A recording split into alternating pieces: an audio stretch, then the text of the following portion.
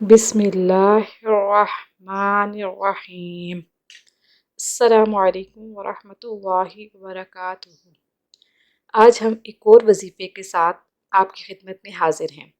آج کا وظیفہ اختلافات دور کرنے کے لیے دعا۔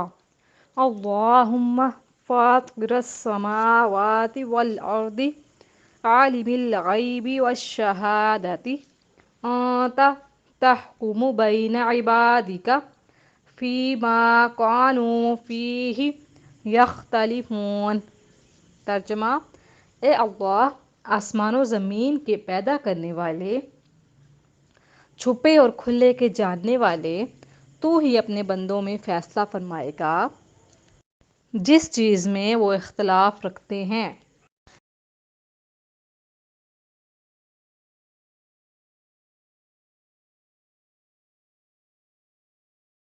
وارد ہے۔